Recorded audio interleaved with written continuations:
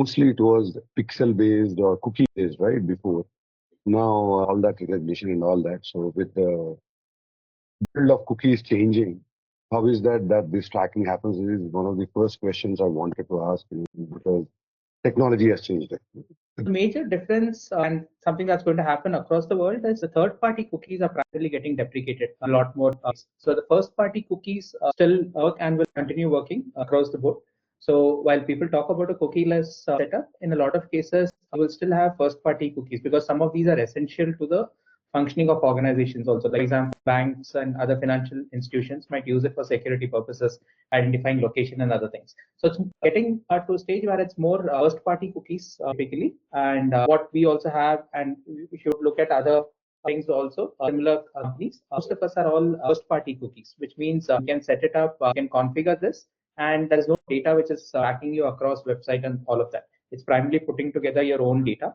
Second, it's also a function of taking in consent when it comes to primarily from a GDPR privacy perspective. Also, as long as you're within that, it is still fine to track. Like even GDPR, for example, does not say that you cannot track people. It is just that you cannot misguide people by tracking them without consent or telling something and doing something else. It's not that you cannot track. As long as you're clear about what you're tracking for and what you're tracking, that is something which is still allowed in most of the cases. So how much of loss did you have just because of the GDPR compliance? Because I think earlier it was like andhadhun, or everybody could do anything.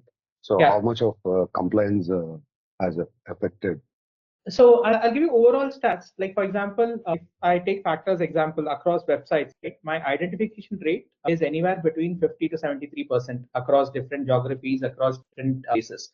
Just taking a step back in terms of one of the things that factors does is identifying website visitors, even anonymous visitors at a company level. This is by placing a small pixel or a JavaScript on the website. So that's the starting point for tracking everyone. And through that, 50 to 73, 74% is what we typically end up tracking. The gap is only because of two reasons. One, certain people do not give consent for the cookies. All of you would have seen different versions of accept all cookies, reject all cookies, accept essential cookies, right? So one, you're allowed to configure the cookies as an essential cookie or a non-essential cookie. That's one thing. Two, you also take consent in a lot of cases. So the drop-off rate is up and down based on the geographies that you're working with. Two, it's also a function of the number of IPs that you identify. So the identification happens primarily through a reverse IP lookup. So if say people are working from home in certain cases or certain IPs have not yet been identified, that is one reason for the drop-off. The others would be people not giving in consent.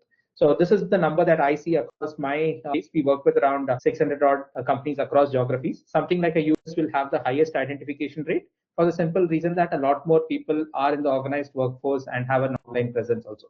Some other regions might be a little lower overall. So that depends. It's a function of the type of industry you're targeting. The larger the enterprise, the better the tracking that is there.